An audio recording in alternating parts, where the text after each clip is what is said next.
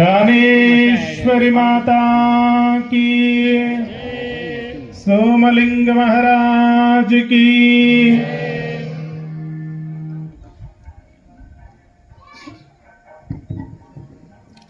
ನಿನ್ನೆ ದಿನ ನಾವು ನೀವುಗಳೆಲ್ಲ ದಾನೇಶ್ವರಿ ಅಮ್ಮನವರು ಜೀವನ ಅಂದರೆ ತಂದೆ ತಾಯಿಗೆ ಏನು ಮಾತನ್ನು ಕೊಟ್ಟಿದ್ದಳು, ಆ ಮಾತನ್ನ ಉಳಿಸುವುದಕ್ಕಾಗಿ ಯಾರು ನಮಗೆ ಬೆಳೆಸಿ ಜನ್ಮವನ್ನು ಕೊಟ್ಟು ಬದುಕನ್ನು ಕೊಟ್ಟಿರ್ತಾರಲ್ಲ, ಅವ್ರ ಮಾತು ಉಳಿಸ್ಬೇಕು. ಜನ್ಮ ಕೊಟ್ಟಿರುವಂತ ತಾಯಿ ತಂದೆ ನಿಜವಾಗ್ಲೂ ದೇವರಕ್ಕಿಂತರೂ ದೊಡ್ಡವರು ಅಂತ ತಿಳ್ಕೊಂಡಿರ್ತಾರೆ. ಏನಾದ್ರೂ ತಂದೆ ತಾಯಿ ಜನ್ಮ ಕೊಟ್ಟಿರ್ಲಿಲ್ಲ ಅಂತಂದ್ರೆ ಈ ಭೂಮಿಯನ್ನು ನೋಡೋಕೆ ಆಗ್ತಾ ಇರಲಿಲ್ಲ. ಜನ್ಮ ಕೊಟ್ಟಿರುವಂತ ತಂದೆ ತಾಯಿಗೆ ಏನ ತಾಯಿ ಮಾತು ಕೊಟ್ಟಿದ್ದಳು, ಕೊಟ್ಟ ಮಾತಿನ ಹಾಗೆ ನಡೆದುಕೊಳ್ಳೋದು ಬಹಳ ಮಹತ್ವ.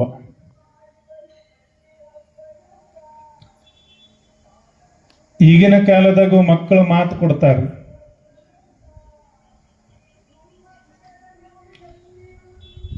ನೀವು ಏನು ಹೇಳ್ತಿರಲ್ಲ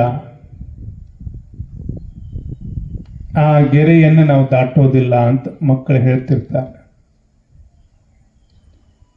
ತಂದೆ ತಾಯಿ ಹೇಳಿರುವ ಮಾತುಗಳನ್ನ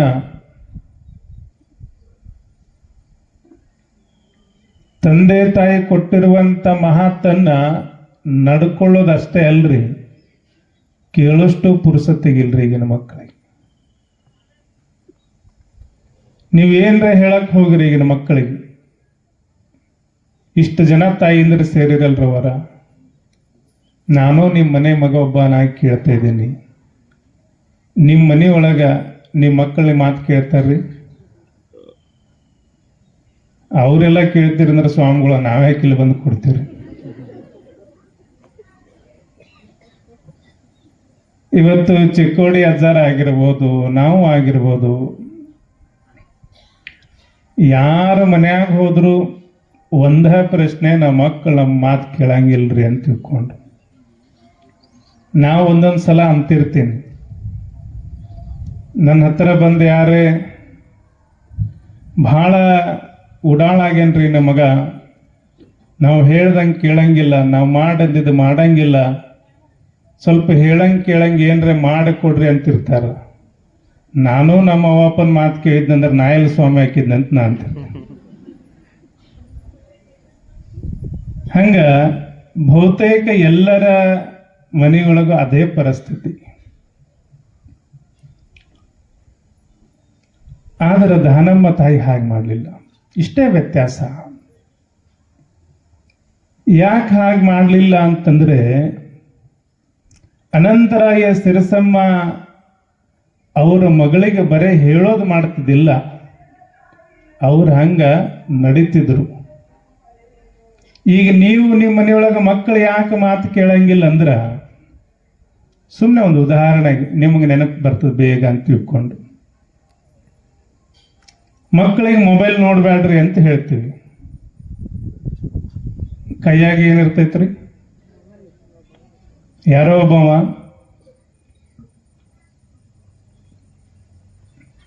ಮಗನಿಗೆ, ಏ ತಮ್ಮ ಗೋವಾ ತಿನ್ನ ಚಲೋ ಅಲ್ಲೋ, ಗೋವಾ ತಿನ್ಬೇಡ ಅಂತ ಹೆಂಗೆ ಹೇಳಕತ್ತಿದ್ದೇನ್ರಿ ಅವ? ಎಷ್ಟು ಹುಷಾರದಿರೋರು ನೀವೆಲ್ಲರೂ. ಇವ ತಂಬಾಕ್ ತಿಕ್ಕೊಂತ ಮಗನಿಗೆ ಗೋವಾ ತಿನ್ಬೇಡ ಅಂತ ಹೇಳಿದ್ರ, ಗುಟ್ಕಾ ತಿನ್ಬೇಡ ಅಂತ ಹೇಳಿದ್ರ ಮಕ್ಕಳು ತಿನ್ನೋದು ಬಿಡ್ತಾರನ್ರಿ? ನಾವು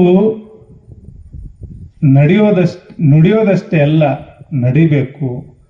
ನಡೆ ಮತ್ತು ನುಡೆ ಯಾರು ಒಂದಾಗಿರ್ತಾರಲ್ಲ ಅವರು ಶರಣರಾಗ್ತಾರ, ಅವರು ಮಹಾತ್ಮರಾಗ್ತಾರ. ಅಂತಹ ಸಾಲಿನಲ್ಲಿ ಬಂದವರು ಯಾರು ಅಂದ್ರೆ ಅದು ಗುಡ್ಡಾಪುರದ ವರದಾನೇಶ್ವರಿ ಅಮ್ಮನವರು. ನಿನ್ನೆ ದಿನ ಮದುವೆ ಆಯಿತು. ಮದುವೆದ ನಂತರ ಎಲ್ಲರ ಬದುಕಿನಲ್ಲಿ ಮದುವೆ ಅಂದ್ರೆ ಹೆಣ್ಣು ಮಕ್ಕಳಿಗೆ ಒಂದು ಹೊಸ ತಿರುವು. ತವರ ಮನೆಯೊಳಗ ಆನಂದವಾಗಿ ಬೆಳೆದಿರ್ತಾರ. ಗಂಡನ ಮನೆಗೆ ಹೋಗ್ಬೇಕಾದ್ರೆ ಎಲ್ಲರಿಗೆ ಸ್ವಲ್ಪ ಅಳು ಬರ್ತಿರ್ತದ. ಬೆಕ್ಕದಂತ ಮನೆ ಇರ್ಲಿರ ಅದು. ಅಳು ಬರ್ತೈತಿಲ್ರ ಅವ್ರ ಯಾರಕ್ಕಿಲ್ಲ. ಯಾಕಂದ್ರೆ ಅಲ್ಲಿ ಹೋದ್ಮೇಲೆ ಹೆಂಗಿರ್ತದೋ, ಇಲ್ಲಿ ತಂದೆ ತಾಯಿ ಮುದ್ದಾಗಿ ಸಾಕಿರ್ತಾರ. ಸರ್ ಜಲ್ದಿನ ಚೀಟಿ ತಂದು ಕೊಡಕತ್ತಾರ. ಯಾಕೆ ಇನ್ನ ಈಗ 9 ಇದು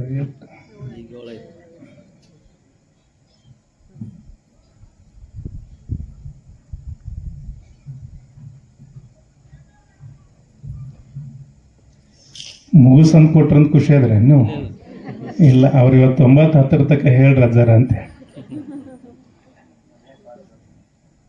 ಅವ್ರಿಗೊಂದು ಚಿಟ್ಟಿ ಬಂದೈತಿ, ಚಲೋ ಆಯ್ತು. ಚಿಟ್ಟಿ ಕತೆ ಆಮೇಲೆ ನೆನ್ಪು ಮಾಡ್ರೆ ಹೇಳ್ತೀನಿ ನಮಗೆ.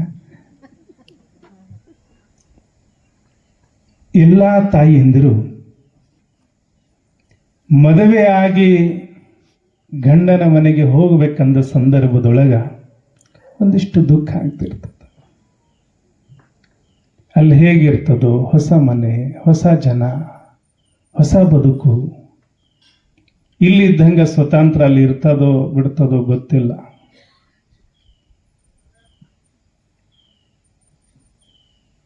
ಇಲ್ಲಿದ್ದಂಗೆ ಸ್ವತಂತ್ರ ಇರ್ತದೋ ಬಿಡ್ತದೋ ಗೊತ್ತಿಲ್ಲ ಅಂತ ಬಹಳ ಅಳತಿರ್ತಾರೆ.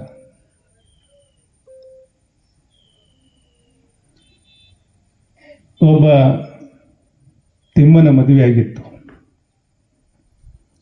ಮದುವೆಯಾಗಿ ಅಕ್ಷತ ಹಾಕಿದ್ಮೇಲೆ ಗಂಡನ ಮನೆ ಕಳಿಸ್ಕೊಡ್ಬೇಕಲ್ಲ. ಬೆಳಗಿನ ಜಾವ ನಮಗೇನು ನಿನ್ನೆ ಮದುವೆ ಮಾಡಿಸಿದ ಗುರುಗಳು ಅದಾರಲ್ಲ, ಯಾವ ದಿನ ಕರ್ಕೊಂಡು ಹೋಗ್ಬೇಕ್ರಿ, ಯಾವ ಮುಹೂರ್ತ ಕರ್ಕೊಂಡು ಹೋಗ್ಬೇಕು, ಈ ರಾಹು ಕಾಲಿದ್ದಾಗ ಕರ್ಕೊಂಡು ಹೋಗ್ಬಾರ್ದಂತ ಅಂತಿರ್ತಾರೆ. ಹೌದಿಲ್ರಿ ಅಪ್ಪುಗಳ? ರಾಹು ಕಾಲ, ಯಮಗಂಡ ಕಾಲ, ಎಲ್ಲ ಏನೇನೋ 4 ಕಾಲಗಳದಾವ. ಅವಾಗ ನೀವಂತೂ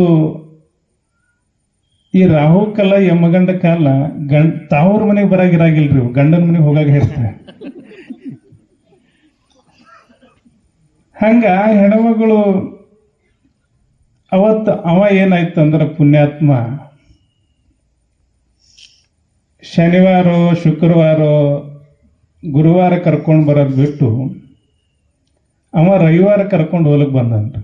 ರವಿವಾರ ಎಷ್ಟು ಗಂಟೆ ಆಗಿರ್ತೈತ್ರಿ? 4 ರಿಂದ 6 ರೀ. ಹಾ, ಊರಿಗೆ ಹೋಗೋ ಅವಸರ. ಇವ್ರು ಯಾರೋ ಒಂದಿಬ್ಬರು ಹಿರಿಯರು ಅಂದ್ರು ರಾಹು ಕಾಲ ಚಾಲು ಆಗಿತ್ತು, ಹೋಗೋದಿಲ್ಲ. ಮೊದಲ ಹೊಸದಾಗಿ ಮದುವೆ ಆಗಿತ್ತು, ಅವ ಕರ್ಕೊಂಡು ಹೋಗ್ಬೇಕಂತ ಅವ ಬಂದಿದ್ದ ತವರ ಮನೆಯಿಂದ. ಈ ಹೆಣ್ಮಗಳು ಅವ ಮಧ್ಯಾಹ್ನಕ್ಕೆ ಬಂದ, ಹೋದ, ಟೈಮ್ ಆಗಿತ್ತು, ಹೋಗೋಣ, ಇನ್ನಿಂದರೆ ಇನ್ನೊಂದು ಸ್ವಲ್ಪ, ಇನ್ನೊಬ್ರಿಗೆ ಗೆಳತಿಗೆ ಭೇಟಿಯಾಗಿ ಬರ್ತೀನಿ, ಅವ್ರಿಗೆ ಭೇಟಿಯಾಗಿ ಬರ್ತೀನಿ, ಇವ್ರಿಗೆ ಭೇಟಿಯಾಗಿ ಬರ್ತೀನಿ ಅಂತ ಹೇಳಿ ಬರ್ಲಿ ಅಂತ ಅಳ್ಕೊಂತ 4 ಆಯ್ತು, 5 ಆಯ್ತು, 6 ಆಯ್ತು. ಇವನಿಗೆ ಬಹಳ ಸಿಟ್ಟು ಬಂತ್ರಿ. 7 ಆದ್ರೂ ಇನ್ನೂ ಅಳ್ಕೊಂತ ಬರ್ಲಿ ಅಂತ ಹೇಳೋದ ಮುಗಿಯಲಾಗೈತಿ ಹೆಣ್ಮಗಳು. ಕೊನೆಗೆ ಅಳ್ಕೊಂತ ಮುಂಜಾನೆ ಏನು 10ಕ್ಕೆ ಕರೆಯಾಕ್ ಬಂದಿದ್ದ, ರಾತ್ರಿ 10ಕ್ಕೆ ಹೋದನ್ರ ಊರಿಗೆ.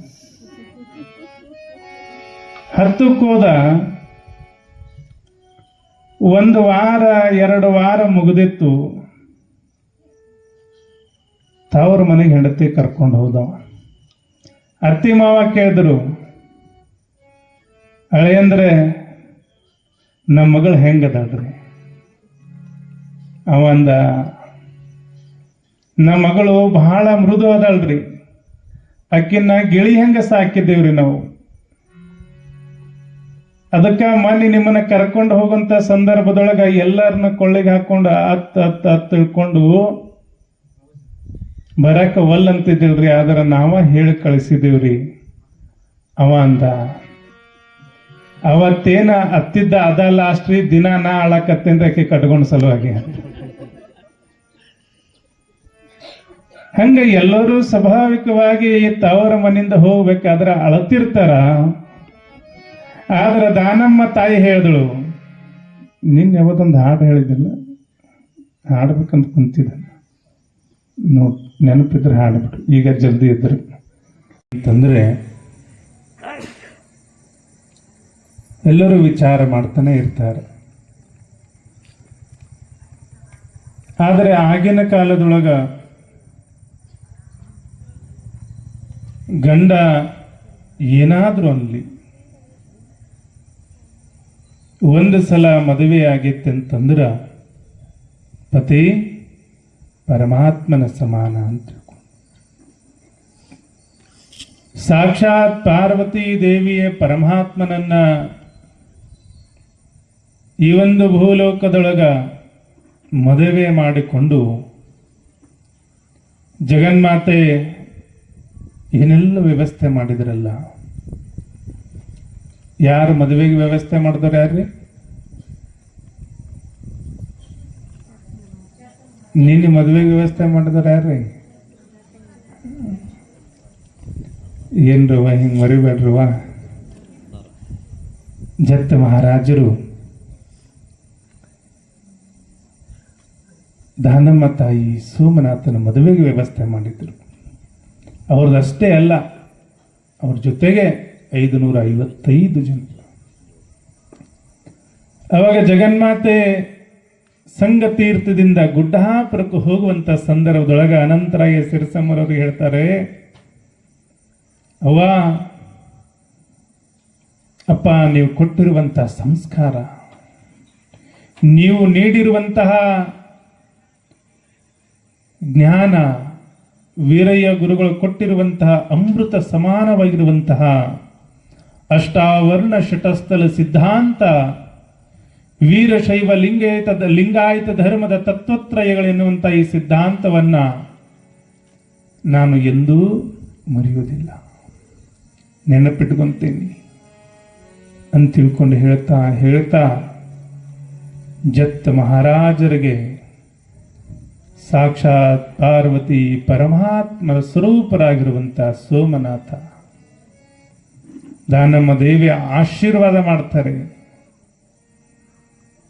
ನಿನ್ನ ಈ ಸೇವೆಯನ್ನು ಕಂಡು, ನೀನು ಮಾಡಿರುವಂತಹ ಧರ್ಮ ಕಾರ್ಯವನ್ನು ಕಂಡು ನಿನಗೆ ಎಂದೂ ಕಷ್ಟವನ್ನು ಬರದೇ ಇರಲಿ, ನಿನ್ನ ಜೀವನದ ತುಂಬ ಆನಂದ ಐಶ್ವರ್ಯನ ತುಂಬ ತುಳುಕಲಿ ಅಂತ ತಿಳ್ಕೊಂಡು ಜಗಜ್ಜನನಿ ಆಶೀರ್ವಾದ ಮಾಡ್ತಾರೆ.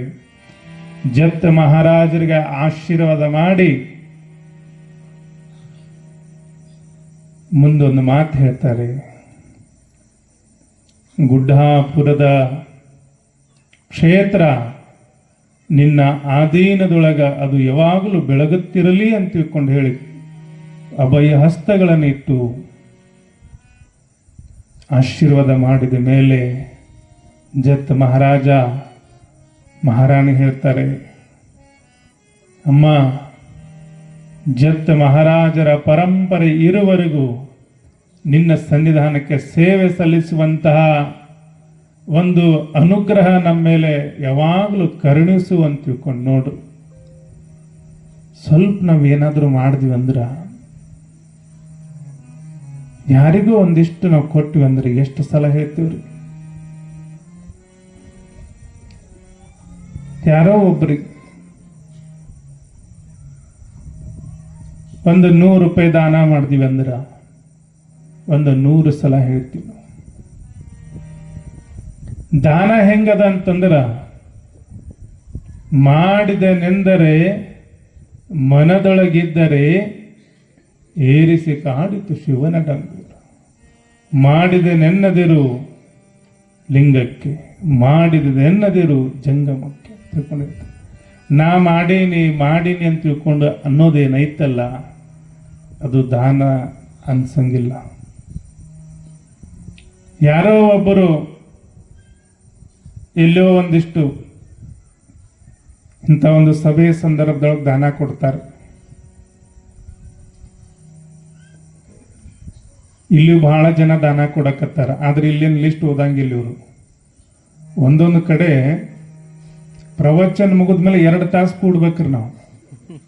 ಪ್ರವಚನ ಮುಗಿದ್ಮೇಲೆ 2 ತಾಸು. ಯಾಕಂದ್ರೆ ಅವ್ರು ಓದಿರ್ಬೇಕಲ್ಲ, ಲಿಸ್ಟ್ ಮುಗಿಬೇಕಲ್ಲ ದಾನ ಕೊಟ್ಟು, ಅಷ್ಟೆಲ್ಲ ಹೇಳ್ಬೇಕು. ಇಲ್ಲಿ ದಿನನಿತ್ಯ ಎಷ್ಟೋ ಜನ ಸೇವೆ ಮಾಡಕತ್ತಾರ, ಎಷ್ಟು ಜನ ಸೇವೆ ಮಾಡಕತ್ತಾರ, ದಾನ ಮಾಡಕತ್ತಾರ. ಈ ರಾಯಚೂರ್ದೊಳಗ ಇಲ್ಲೇನು ಬಿಸಿಲೈತಲ್ರಿ, ಇದ್ರ 2 ಪಟ್ಟು ಇರ್ತೈತ್ರಿ.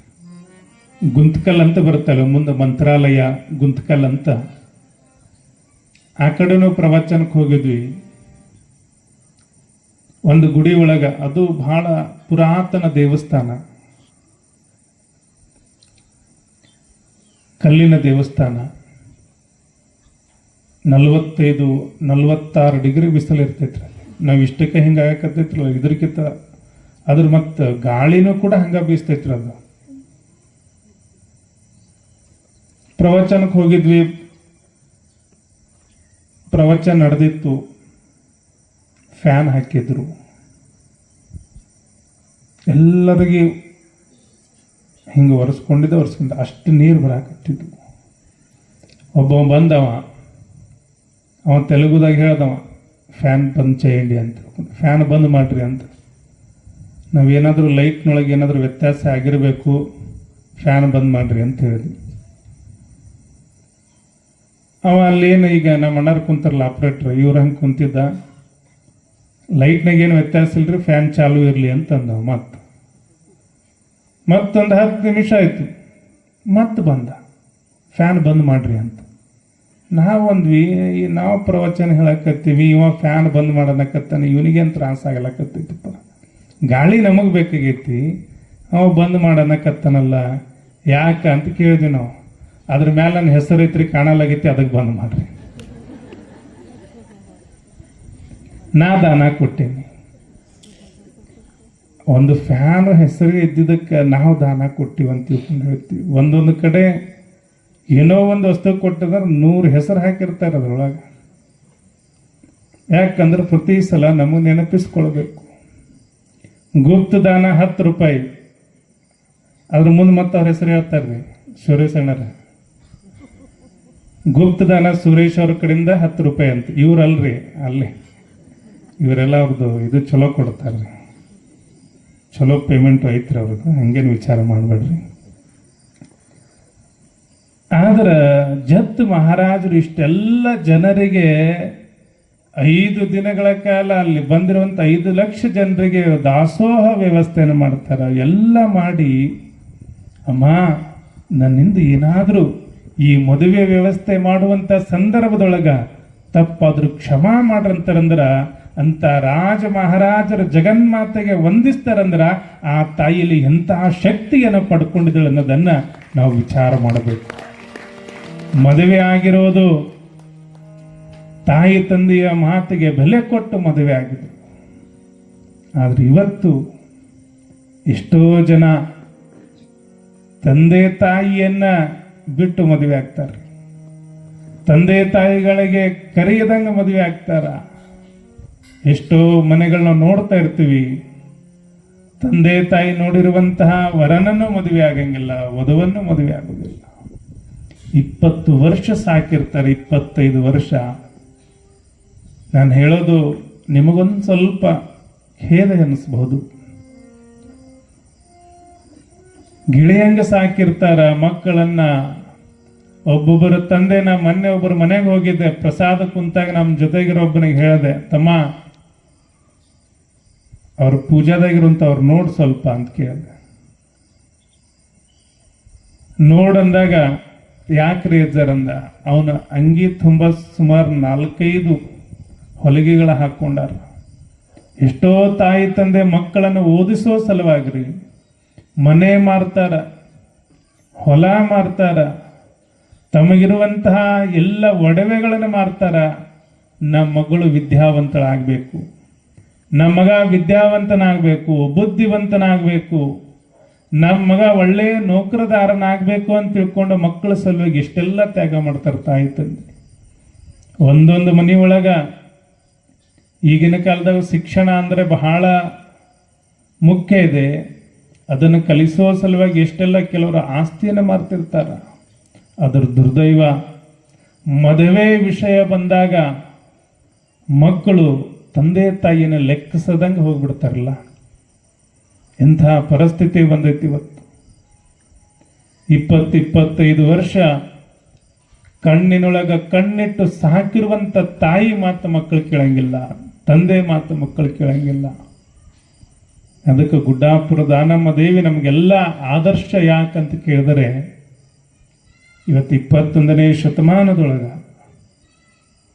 ಯಾರ್ಯಾವುದಕ್ಕೂ ಮೋಹಕ್ಕೆ ಬಲಿಯಾಗಿ ಹೆತ್ತ ತಂದೆ ತಾಯಿಯನ್ನು ಗೌರವ ಕೊಡದೇ ಇರುವಂಥ ಇವತ್ತು ಎಷ್ಟೋ ಜನರ ವ್ಯವಸ್ಥೆ ನಾವು ನೋಡಿದ್ವಿ. ನಿಮಗೆ ಹೇಳಕತ್ತಾರ ಸ್ವಾಮಿಗಳು ಹಿಂಗೆ ಹೆಂಗೆ ಹೇಳಕತ್ತಾರ ಅನ್ನಬಹುದು. ಅಜ್ಜಾರ, ನಮ್ಮ ಮಗಳು ನಮ್ಮ ಜೊತೆಗೆ ಇರ್ಲಿಲ್ಲ ಅಂದ್ರೂ ಪರವಾಗಿಲ್ರಿ, ಆದರೆ ನಮ್ಮ ಮಗಳು ಯಾವ ಹುಡುಗನನ್ನ ನೋಡೇನಲ್ಲ ಅವನ ಜೊತೆ ನಾವು ಮದುವೆ ಮಾಡಿಕೊಡ್ತೀವಿ, ಆದ್ರೆ ನಮ್ಮ ಮನೆಗೆ ಬರಲಿ ಅಂತ ತಿಳ್ಕೊಂಡು ತಂದೆ ತಾಯಿ ಹೇಳ್ತಾ ಇರ್ತಾರೆ. ಇವತ್ತ ಹುಡುಗ ಯಾರೇ ಎಲ್ಲೇ ಯಾವುದನ್ನ ಒಬ್ಬ ಹುಡುಗಿಗೆ ನೋಡಿರ್ತಾನ, ಎಲ್ಲೇ ಓದುತ್ತಾ ಇರ್ತಾನ,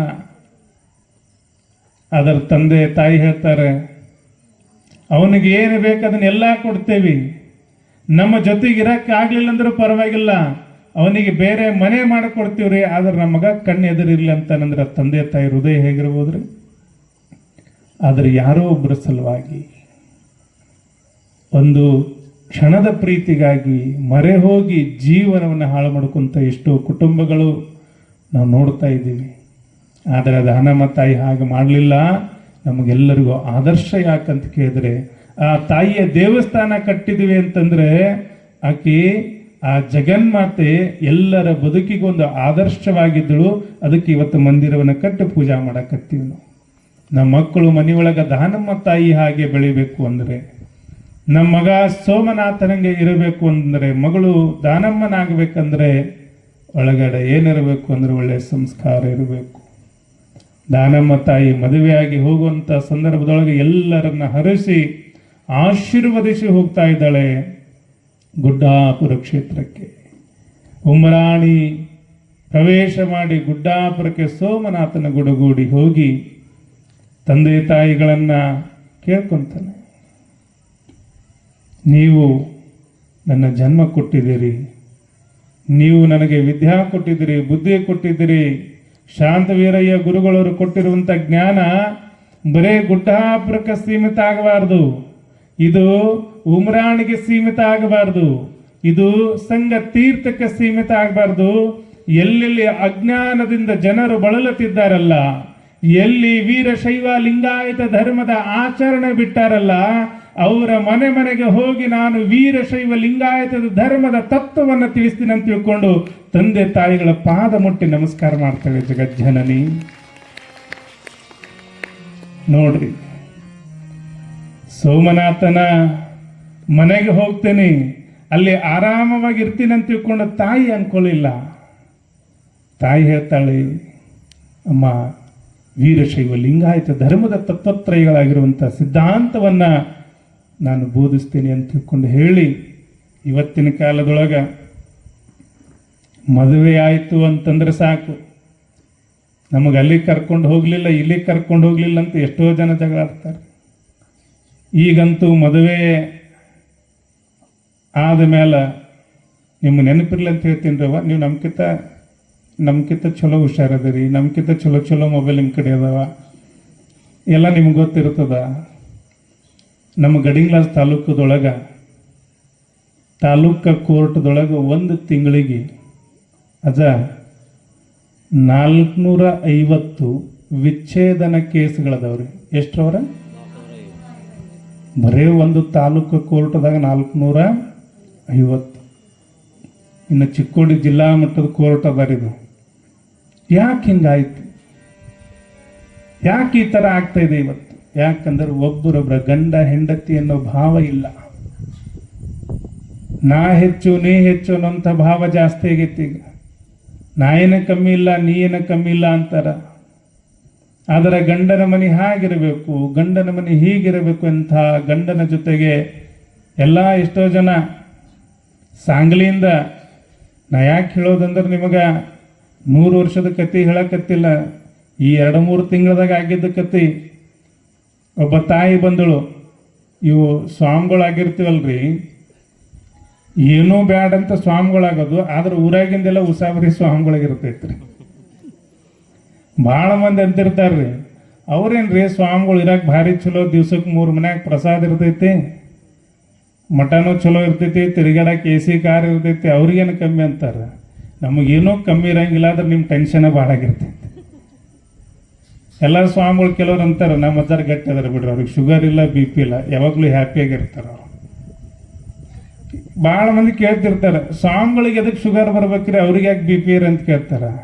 ಮತ್ತು ಮುಂಜಾನೆ ಚಂತಕ ಕೇಳಿ ಮತ್ತು BP ಶುಗರ್ ಬರ್ಲಾರ್ದೆ ಹೆಣ್ಮಗಳು ಬಂದು, ಅಜ್ಜಾರ ಈ ಹುಡುಗನ ಜೊತೆ ನನಗೆ ಇರಕ್ಕೆ ಆಗೋದಿಲ್ರಿ. ಯಾಕೆ ಆಗೋದಿಲ್ಲ? ಆ ಹುಡುಗನ ಜೊತೆ ಒಟ್ಟ ಇರಂಗಿಲ್ರಿ, ನನಗೆ ಏನಿದ್ರು ಡೈವರ್ಸ್ ಕೊಡಬೇಕ್ರಿ. ಅವ ತಮ್ಮ ಏನು ತಪ್ಪು ನಿಂದು ಅಂತ ಕೇಳ್ತೀನಿ. ಅಜ್ಜಾರ ನನಗೆ ಕೇಳ್ಬೇಡ್ರಿ, ಅವ್ರಿಗೆ ಕೇಳ, ನಂದ ಆಕೆ ಏನು ಹೇಳಕತ್ತಾಳ, ಇರಕ್ಕಾಗಂಗಿಲ್ಲ ಅಂತ. ನೀವ ಕೇಳಕ್ಕೆ ಹೋದ್ರೆ ನನಗೆ ಕೇಳಬೇಡ್ರಿ, ನೀವು ಇಬ್ಬರು ಒಂದು ಕೆಲಸ ಮಾಡ್ರಿ, 10 ನಿಮಿಷ ಮಾತಾಡ್ರಿ. ನಿಮ್ಮಿಬ್ಬರ ಮಧ್ಯೆ ಸರಿ ಹೋಯ್ತಂದ್ರೆ ಇಬ್ಬರು ಮನೆಗೆ ಕಳಿಸ್ತೀವಿ, ಇಲ್ಲಾಂದ್ರೆ ನಿಮ್ಮ ಹಣೆ ಬರ, ನಾವೇನು ಮಾಡೋಣ. ನೀವಿಬ್ಬರು ಒಲ್ಲೆ ಯಾಕೆ ಅನ್ನಕತ್ತೀರಿ ಅಂತ ಕೇಳಿದಾಗ ಆ ಹುಡುಗ, ನಾನು ಮುಂಬೈದೊಳಗೆ IT ಕಂಪ್ನಿ ಒಳಗದಿಂದ ಜರ ಎದ್ದು ಕೂಡಲೇ ನಾವು ಹೋಗಬೇಕು, ದುಡಿಬೇಕು, ನನಗೆ ಸಮಯ ಇಲ್ಲ. ಆದರೆ ಈ ಹೆಣ್ಮಗಳು ಹೇಳಕತ್ತಳ್ರಿ, ಎಲ್ಲಾದರೂ ಸುತ್ತಾಡಕ್ಕೆ 1 ವಾರ ಹೋಗೋಣ ಅಂತ ತಿಳ್ಕೊಂಡು, ಮತ್ತು 1 ವಾರ ಹೋಲರ ಸಲುವಾಗಿ ಜಗಳ. ಯಾಕಂದ್ರೆ ಅವ ಅಂದ, ಈಗ ಮದುವೆ ಆಗಿವ್ರಿ, ಮೊನ್ನೆ ಪ್ಲಾಟ್ ತಗೊಂಡಿನಿ, ಈಗ ಸುತ್ತಾಡಿ ಬಂದು ಅಂದ್ರೆ ರೊಕ್ಕ ಭಾಳ ಖರ್ಚಾಗ್ತವ್ರಿ ಆಮೇಲೆ ಅಂತ. ಹಿಂಗೆ ಜೀವನ ಹಾಳು ಮಾಡ್ಕೋಕತ್ತಾರೆ ಅವರು. ಯಾವುದೋ ಸಣ್ಣ ಸಣ್ಣ ವಿಷಯಕ್ಕೆ ಸಂಸಾರ ಜೀವನವನ್ನು ಕೆಡಿಸ್ಕೊಳ್ಳೋದು ನೋಡಿದ್ರೆ ನಮ್ಮ ಪರಿಸ್ಥಿತಿ ಎಲ್ಲಿಗೆ ಬಂದು ನಿಂತೈತಿ. ಒಬ್ಬರಿಗೊಬ್ಬರಿಗೆ ಮಧ್ಯೆ ಸಂಬಂಧಗಳು ಚಲೋ ಇರಬೇಕು.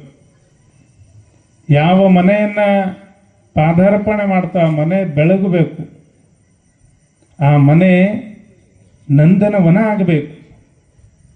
ಮನೆಗೆ ಮಹಾಲಕ್ಷ್ಮಿ ಬರ್ತಾ ಇದ್ದಾಳೆ ಅಂದರೆ ಆ ಮಗಳಾಗಿ ಆ ಮನೆಯನ್ನು ಪ್ರವೇಶ ಮಾಡಬೇಕಂದ್ರೆ ತುಂಬಿದ ಮನೆಯನ್ನು ಒಡಿಬಾರ್ದು ಅನ್ನಂಥ ಭಾವ ಇಟ್ಕೊಂಡು ಹೋಗಬೇಕು.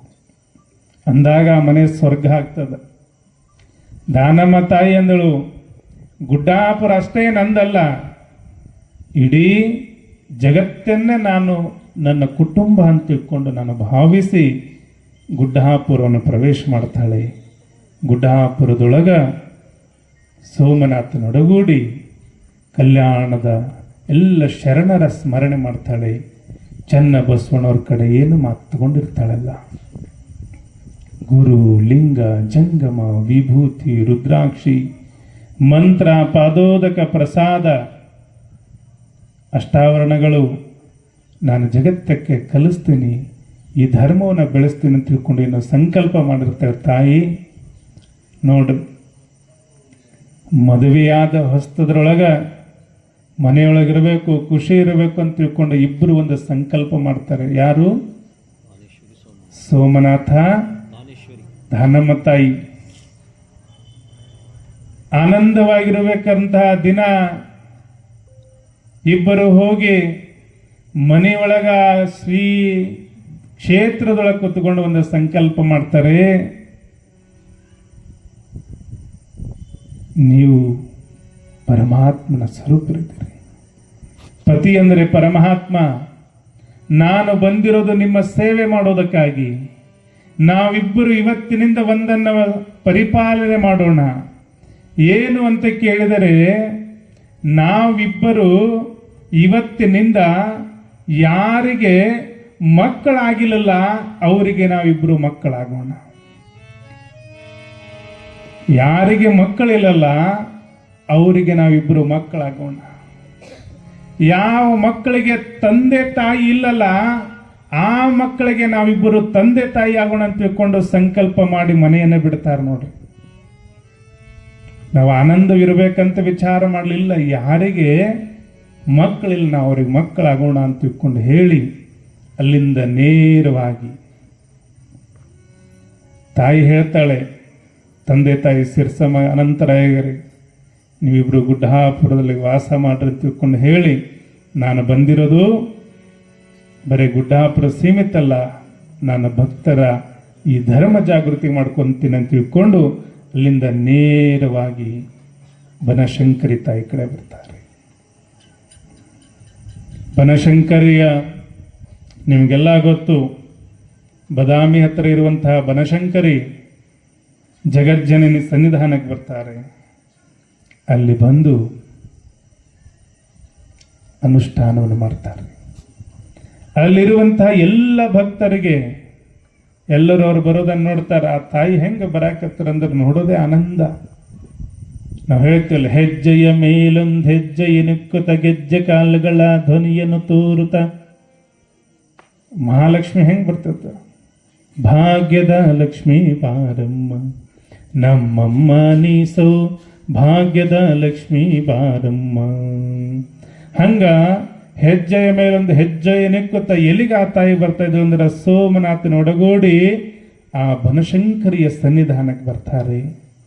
ಬನಶಂಕರಿಯ ಸನ್ನಿಧಾನದಲ್ಲಿ ಸಂಕಲ್ಪ ಮಾಡ್ತಾರೆ, ನಾವು ಇವತ್ತಿನಿಂದ 41 ದಿನಗಳ ಕಾಲ ಇಲ್ಲೇ ಅನುಷ್ಠಾನವನ್ನು ಮಾಡೋಣ. ಅನುಷ್ಠಾನವನ್ನು ಮಾಡೋದು ಯಾವುದರ ಸಲುವಾಗಿ ಅಂದರೆ ನಮಗ ಮಕ್ಕಳಾಗ್ಲಿ ಅಂತಲ್ಲ, ನಮಗೆ ಇನ್ನೇನು ಬೇಕಂತ ಅನುಷ್ಠಾನ ಮಾಡೋದಲ್ಲ. ಯಾವ ಭಕ್ತರು ಕಷ್ಟದೊಳಗದರ, ಯಾರು ದುಃಖದೊಳಗದರ, ಆ ಜಗನ್ಮಾತೆ ಜಗದೀಶ್ವರಿ ಬನಶಂಕರಿ ಅಮ್ಮ ಅವ್ರ ಎಲ್ಲ ಕಷ್ಟಗಳ ನಿವಾರಣೆ ಆಗಲಿ ಅಂತ ತಿಳ್ಕೊಂಡು 41 ದಿನಗಳ ಕಾಲ ಬನಶಂಕರಿಯ ಸನ್ನಿಧಾನದೊಳಗೆ ಅನುಷ್ಠಾನ ಮಾಡ್ತಾರೆ. ಅನುಷ್ಠಾನವನ್ನು ಮಾಡಿ 41 ದಿನಗಳ ನಂತರ ಎಲ್ಲ ಹಿರಿಯರು ಕೇಳ್ತಾರೆ, ಅಮ್ಮ ಅನುಷ್ಠಾನ ಮುಕ್ತಾಯ ದಿನ ನಾವೇನು ಮಾಡಬೇಕು? ಅವಾಗ ತಾಯಿ ಹೇಳ್ತಾಳೆ, ಅನುಷ್ಠಾನದ ಮುಕ್ತಾಯ ದಿನ ಏನು ಮಾಡಬೇಕಂತಂದ್ರೆ ಇನ್ನೇನು ಪೂಜೆ ಪುನಸ್ಕಾರಗಳನ್ನು ಮಾಡಿ ಅನುಷ್ಠಾನ ಮುಕ್ತಾಯ ಮಾಡೋದು ಬೇಡ. ಬನಶಂಕರಿಯ ಸನ್ನಿಧಾನಕ್ಕೆ 1008 ಜಂಗಮರ ಕರೆದು ತಂದು ಅವರಿಗೆ ಪ್ರಸಾದ ದಾಸೋಹ ಮಾಡಂತ ತಿಳ್ಕೊಂಡು ಆ ಜಗಜ್ಜನನಿ ಅಪ್ಪಣೆಯನ್ನು ಕೊಡ್ತಾಳೆ. 1008 ಜನ ಜಂಗಮರಿಗೆ ಕರ್ಕೊಂಡು ಬಂದು ಪ್ರಸಾದ ಎಲ್ಲ ಮಾಡಿಸ್ತಾರ. ಆದ್ರೆ ಗುಡ್ಡಾಪುರದಿಂದ ಸೋಮನಾಥ ದಾನೇಶ್ವರಿ ಅಮ್ಮನವರು ಇಲ್ಲಿ ಅನುಷ್ಠಾನ ಕುಂತಾರಂದ್ರೆ ಸುತ್ತಮುತ್ತಲಿರುವಂಥ ಎಲ್ಲ ಜನರು 1000 ಜನ ಬರ್ತಾರೆ. ಬರುವಂತ ಸಂದರ್ಭದೊಳಗ ಅಲ್ಲಿರುವಂಥ ಸೇವಕರು ಏನು ಪ್ರಸಾದ ವ್ಯವಸ್ಥೆ ಮಾಡಿದ್ರಲ್ಲ ಅವರು ಬಂದು ಹೇಳ್ತಾರೆ, ಅಮ್ಮ ಜನ ನಾವು ಅನ್ಕೊಂಡದಕ್ಕಿಂತಲೂ ಜಾಸ್ತಿ ಜನ ಬಂದಾರ. ಪ್ರಸಾದ ನಾವು 1,500 ಜನರಿಗೆ ಪ್ರಸಾದ ವ್ಯವಸ್ಥೆ ಮಾಡಿಸಿದ್ವಿ, ಆದ್ರೆ ಇಲ್ಲಿ ಬಂದಿರುವಂಥ ಜನರು ಅದಕ್ಕಿಂತ ಹೆಚ್ಚಾಗಿದ್ದಾರೆ. ಸ್ವಲ್ಪ ಪ್ರಸಾದ ಕೊರತೆ ಆಗಿದೆಮ್ಮ, ಸ್ವಲ್ಪ ಸಮಯ ಆಗ್ತದ, ಮಾಡ್ತೀವಿ ಅಂತ ಹೇಳಿದಾಗ ಗುಡ್ಡಾಪುರದ ದಾನಮ್ಮ ತಾಯಿ ಹೇಳ್ತಾಳೆ, ನೀವೇನು ಗಾಬರಿಗೊಳ್ಬೇಡಿ, ಒಂದು 5 ನಿಮಿಷ ನಿಂತ್ಕೊಳ್ರಿ ಅಂತ ತಿಳ್ಕೊಂಡು ಹೇಳಿ ಸೋಮನಾಥನವರ ಪಾದ ಪೂಜೆನ ಮಾಡಿ ಆ ಪಾದ ಪೂಜೆ ಮಾಡಿರುವಂತ ಪಾದೋದಕವನ್ನ ಆ ಪ್ರಸಾದ ಏನು ಖಾಲಿ ಆಗೈತೆ ಅಂತ ತಿಳ್ಕೊಂಡು ಹೇಳಕತ್ತಿದ್ರಲ್ಲ ಅದ್ರೊಳಗ ಪ್ರೋಕ್ಷಣೆ ಮಾಡಿದರ 1000 ಜನ ಉಣ್ತಿದ್ರಂದ್ರ ಆ ಜಗನ್ಮಾತೆ ಕೈ ಒಳಗ ಎಂತಹ ಶಕ್ತಿ ಇತ್ತು. ಖಾಲಿ ಆಗಿರುವಂತಹ ಪಾತ್ರೆ ಒಳಗ ಮತ್ತೆ ಪ್ರಸಾದ ತುಂಬುತ್ತದಂದ್ರ ಅಂತಿಂತ ಶಕ್ತಿ ಅಲ್ಲ, ಅದು ಲಿಂಗ ಪೂಜೆ ಮಾಡಿರುವಂತಹ ಶಕ್ತಿ, ಲಿಂಗ ದೃಷ್ಟಿಯನ್ನ ಮಾಡಿರುವಂತಹ ಶಕ್ತಿ. ಪಾದೋದಕದೊಳಗ ಬಹಳ ದೊಡ್ಡ ಶಕ್ತಿ ಇದೆ. ಗುರು ಲಿಂಗ ಜಂಗಮ ವಿಭೂತಿ ರುದ್ರಾಕ್ಷಿ ಮಂತ್ರ ಪಾದೋದಕ ಪ್ರಸಾದ. ಪಾದೋದಕದೊಳಗಷ್ಟು ದೊಡ್ಡ ಶಕ್ತಿಯನ್ನ ತೋರಿಸಿಕೊಟ್ಟವಳು ಅದು ಜಗಜ್ಜನನಿ ದಾನಮ್ಮ. ಅಂತಹ ದಾನಮ್ಮ ಅನ್ನೋ 10 ಹಲವಾರು ಪವಾಡಗಳನ್ನು ಮಾಡಿ ಅಲ್ಲಿರುವಂಥ ಎಲ್ಲ ಜನರಿಗೆ ಏನ್ ಮಾಡ್ತಾರೆ ಅಂತಂದ್ರೆ, ನಿಮ್ಮ ಮನೆಯೊಳಗೂ ಇಂತಹ ಶಕ್ತಿಯನ್ನು ಉದ್ಭವಿಸಬೇಕಾಗಿತ್ತಂದ್ರ, ನಿಮ್ಮಲ್ಲಿಯೂ ಇಂತಹ ಶಕ್ತಿಯನ್ನು ಪ್ರಕಾಟಗೊಳ್ಳಬೇಕಾಗಿತ್ತಂದ್ರ, ಈ ದೃಷ್ಟಿಯನ್ನ ನಿಮ್ಮಲ್ಲೂ ಬರಬೇಕಾಗಿತ್ತಂದ್ರ, ನಿಮ್ಮ ಹಸ್ತ ಇದು ಪ್ರಸಾದ ಹಸ್ತ ಆಗಬೇಕು, ನಿಮ್ಮ ಮುಖ ಪ್ರಸಾದವಾಣಿ ಆಗ್ಬೇಕಾಗಿತ್ತಂದ್ರ ನೀವು ಕೂಡ ಲಿಂಗ ಕಟ್ಕೊಳ್ರಿ. ನೀವು ಕೂಡ ಏನಂದ್ರವ ಇಲ್ಲ ಅಂದಿದ್ದಲ್ಲ, ನೀವೇ ಕಷ್ಟ ಗಾಬರಿ ಆಗಿರಿ, ನಿಮಗೆ ಹಾಕತ್ತಿಲ್ಲ. ಅಲ್ಲಿ ಎಲ್ಲರಿಗೆ ಲಿಂಗವನ್ನು ಕಟ್ತಾರೆ. ಲಿಂಗವನ್ನು ಕಟ್ಟಿ ವಿಭೂತಿ ಹಚ್ಕೋದನ್ನು ಹೇಳ್ತಾರೆ. ಲಿಂಗ, ವಿಭೂತಿ, ರುದ್ರಾಕ್ಷಿ ಇದು ಪರಶಿವನ ಕುರುಹು, ಇದು ಪರಮಾತ್ಮನ ಕುರುಹು. ಅದು ಯಾವುದು ಅಂದರೆ ಲಿಂಗ, ವಿಭೂತಿ, ರುದ್ರಾಕ್ಷಿ ಅನ್ನೋದನ್ನ ಆ ಜಗನ್ಮಾತೆ ಅಲ್ಲಿ ಆಶೀರ್ವಾದ ಪಡಿಸ್ತಾಳೆ. ಈಗೊಂದು ಸಂಗೀತ. ಸೋಮನಾಥರಿಬ್ಬರು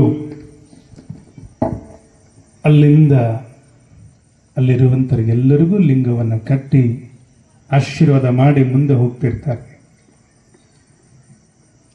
ಮುಂದೆ ಹೋಗುವಂತಹ ಸಂದರ್ಭದೊಳಗೆ ಒಂದು ಹಳ್ಳಿ, ಆ ಹಳ್ಳಿ ಒಳಗ ಅತ್ಯಂತ ಬಡತನ, ಬಹಳ ಬಡತನ. ಹೊತ್ತು ಊಟಕ್ಕೂ ಕೂಡ ಅವ್ರ ಮನೆಯೊಳಗ ಗತಿ ಇರೋದಿಲ್ಲ. ಆ ಮನೆಯೊಳಗಿಂದ ಬಹಳ ಅಳುವುದನ್ನ ಆ ಜಗಜ್ಜನನಿಗೆ ಕಿವಿಗೆ ಬೀಳುತ್ತದೆ. ಅಳುಕೊಂತ ಮನೆಯೊಳಗೆ ಎಲ್ಲರೂ ಕುಂತಿರ್ತಾರೆ.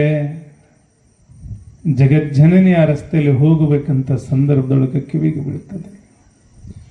ಕಿವಿಗೆ ಬಿದ್ದ ಮೇಲೆ ಆ ಮನೆ ಹೊರಗಡೆ ನಿಂತ್ಕೊಂಡು ಸೋಮನಾಥ, ದಾನಮ್ಮ ತಾಯಿ ಇಬ್ಬರು ಏನಾಗಿದೆ ನಿಮ್ಮ ಮನೆಯೊಳಗೆ, ಏನು ತೊಂದರೆ ಆಗಿದೆ ಅಂದ ತಕ್ಷಣ ಆ ಮನೆಯೊಳಗಿರುವಂಥ ಒಬ್ಬ ಹೆಣ್ಣು ಮಗಳು ಹೊರಗಡೆ ಬಂದು ನೋಡ್ತಾಳೆ. ದಾನಮ್ಮ ತಾಯಿಯ ಕೈ ಒಳಗೊಂದು ಬುಟ್ಟಿ ಇರ್ತದೆ. ಅಮ್ಮ, ನಿನ್ನ ಕೈಯಲ್ಲೊಂದು ಬುಟ್ಟಿ ಇದೆಯಲ್ಲ, ನಾವು 3 ದಿನಗಳಿಂದ ಹೊಟ್ಟೆಗೆ ಊಟವನ್ನು ಮಾಡಿಲ್ಲ. ಮನೆಯೊಳಗ ಕುಷ್ಠ ರೋಗದಿಂದ ನಮ್ಮ ತಂದೆ ಬಳಲುತ್ತಿದ್ದಾನೆ, ಮನೆಯೊಳಗ ಬಹಳ ಕಷ್ಟ ಇದೆ ಅಂತ ತಿಳ್ಕೊಂಡು ಆ ತಾಯಿ ಹೇಳ್ತಾರೆ.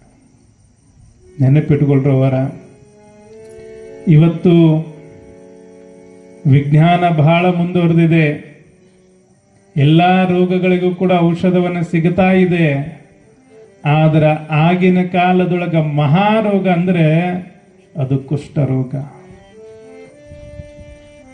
ಅಮ್ಮ, ಬುಟ್ಟಿ ಒಳಗೆ ಏನಿದೆ ಅಮ್ಮ, ತಿನ್ನೋದಕ್ಕೆ ಏನಾದ್ರೂ ಕೊಡಮ್ಮ.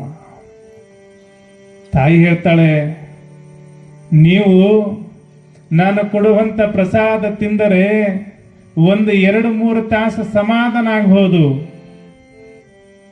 ಆದ್ರೆ ನಾನು ಕೊಡ್ತಿರುವ ಪ್ರಸಾದ ಹೀಗಿದೆಯಲ್ಲ, ಏನು ನಿಮ್ಮ ತಂದೆ ಕುಷ್ಠರೋಗದಿಂದ ಬಳಲುತ್ತಿದ್ದಾನಲ್ಲ, ಮನೆಯವರೆಲ್ಲರೂ ಈಗ ಹೋಗ್ತದೋ ಆಗ ಹೋಗ್ತದೋ ಅಂತ ತಿಳ್ಕೊಂಡು ಚಿಂತೆ ಮಾಡಕತ್ತೀರಲ್ಲ, ಇದನ್ನ ಹೋಗ್ಬೇಕಾಗಿತ್ತಂದ್ರೆ ಈ ಬುಟ್ಟಿ ಒಳಗ ಹಣ್ಣುಗಳಿಲ್ಲಮ್ಮ, ತಗೋ ಅಂತ ತಿಳ್ಕೊಂಡು ಹೇಳಿ ಲಿಂಗವನ್ನು ಕೊಡ್ತಾಳೆ. ಲಿಂಗವನ್ನು ಕೊಟ್ಟು, ಅವರು ಸಾಮಾನ್ಯ ಕುಟುಂಬದವರು ಆಗಿರೋದ್ರಿಂದ ಲಿಂಗ ಪೂಜೆ, ರುದ್ರಾಕ್ಷಿ ಧಾರಣೆ, ವಿಭೂತಿ ಧಾರಣೆ ಯಾವುದು ಗೊತ್ತಿರಂಗಿಲ್ಲ. ಆದರೆ ತಾಯಿ ಯಾವ ಜಾತಿಯರನ್ನು ನೋಡಲಿಲ್ಲ, ಯಾವ ಧರ್ಮದವರಂತ ನೋಡಲಿಲ್ಲ. ನೀವು ಲಿಂಗ ಪೂಜೆ ಮಾಡ್ರಿ ಅಂತ ತಿಳ್ಕೊಂಡು ಹೇಳಿ ಲಿಂಗ ಪೂಜೆ ಮಾಡೋದನ್ನ ಅಲ್ಲೇ ಕೂತ್ಕೊಂಡು ಕಲಿಸಿದಳು. ಕಲಿಸಿದ ಮೇಲೆ ತಾಯಿ ಹೇಳ್ತಾಳೆ, ನೋಡ್ರವರ ಎಷ್ಟು ಶಕ್ತಿ ಇರ್ಬೋದು ಆ ಜಗನ್ಮಾತೆಯಲ್ಲಿ. ಲಿಂಗ ಕಟ್ಟಿಕೊಂಡು 3 ದಿನಗಳ ಕಾಲ ಆ ಲಿಂಗದ ಮೇಲೆ ಲಿಂಗೋದಕ ಅಂತ ತಿಳ್ಕೊಂಡು ಹೇಳಿ 3 ಸಲ ಅದನ್ನೇನು ಶಿವಪಂಚಾಕ್ಷರ ಮಹಾಮಂತ್ರವನ್ನ ಹೇಳಿ ಲಿಂಗ ಕಟ್ಟಿ ಆ ತಾಯಿ ಹೇಳ್ತಾಳೆ, ಮಂತ್ರವನ್ನ ಪಠಿಸಿ 3 ಸಲ ಪಾದೋದಕವನ್ನು ತಗೊಂಡು ಎಲ್ಲ ಮೈಯೆಲ್ಲ ಲೇಪನ ಮಾಡ್ಕೊರಂತಂದಾಗ 3 ದಿನದೊಳಗ ಆ ಕುಷ್ಠ ರೋಗವನ್ನ ನಿವಾರಣೆ ಆಗ್ಬಿಡ್ತದ. ಊರು ಜನ ಅಂತಾರ, ಇವ್ರು ಯಾರೋ ಅನ್ಕೊಂಡಿದ್ವಿ, ಆದ್ರ 3 ದಿನದೊಳಗ ಕುಷ್ಠ ರೋಗ ನಿವಾರಣೆ ಆಗತ್ತಂದ್ರ ಆ ಲಿಂಗದೊಳಗ ಎಂಥ ಶಕ್ತಿ ಇರಬಹುದು ಅಂತ ತಿಳ್ಕೊಂಡು ಹೇಳಿ ಇಡೀ ಊರು ಜನ ಲಿಂಗ ಕಟ್ಕೋತಾರೆ. ಆದರೆ ಅವರು ಲಿಂಗ ಕಟ್ಕೋದು ಅಷ್ಟೇ ಅಲ್ಲ, ಜಗಜ್ಜನನಿ ಜೊತೆಗೂಡಿ ಏನು ಕುಷ್ಠ ರೋಗದಿಂದ ಬಳಲುತ್ತಿದ್ನಲ್ಲ, ಎಲ್ಲೆಲ್ಲಿ ಆ ಜಗನ್ಮಾತೆ ಹೋಗ್ತಾ ಅವ್ರ ಸೇವೆ ಮಾಡೋಕ ಮನೆತನದವ್ರು ಬರ್ತಾರೆ. ಅಂದ್ರೆ ದಾನಮ್ಮ ತಾಯಿ ಬರೇ ಲಿಂಗ ನಿರೀಕ್ಷೆ ಮಾಡಿಕೊಂಡು ಶಿವಯೋಗವನ್ನ ಕಲಿತು ತನ್ನಷ್ಟಕ್ಕೆ ತಾನಿರ್ಲಿಲ್ಲ, ಎಲ್ಲರನ್ನ ದಾನ ಮಾಡಿದಕ್ಕೆ ಶೂರ್ಯ ದಾನಮ್ಮದಾಗಿದ್ದಾಳೆ. ಅದಕ್ಕೆ ಅಂತಹ ದಾನಮ್ಮ ತಾಯಿ ಪ್ರವಚನವನ್ನು ನಾಳೆ ದಿನ ಆ ಜಗಜ್ಜನನಿ ಅಲ್ಲೆಲ್ಲ ಹಳ್ಳಿಯೊಳಗೆ ಲಿಂಗ ಕಟ್ಟಿ ಇನ್ನು ಮುಂದಿನ ಪ್ರಯಾಣವನ್ನ ಆದೋನಿಗೆ ಮಾಡ್ತಾರೆ. ಈಗಿನ ಕರ್ನೂಲ ಜಿಲ್ಲೆ ಆದೋನಿ ಅಂತ ತಿಳ್ಕೊಂಡು ನಾಳೆ ದಿನ ನಾವು ನೀವೆಲ್ಲ ಆಲಿಸೋಣ ಅಂತ ತಿಳ್ಕೊಂಡು ಹೇಳಿ ಇವತ್ತು ಈ ದಿನದ ಪ್ರವಚನಕ ಸೇವೆಗೆ ನಾನು ವಿರಾಮ ಕೊಡ್ತಾ ಇದ್ದೇನೆ. ಓಂ ಶುಭಂ ಭೂಯಾತ್.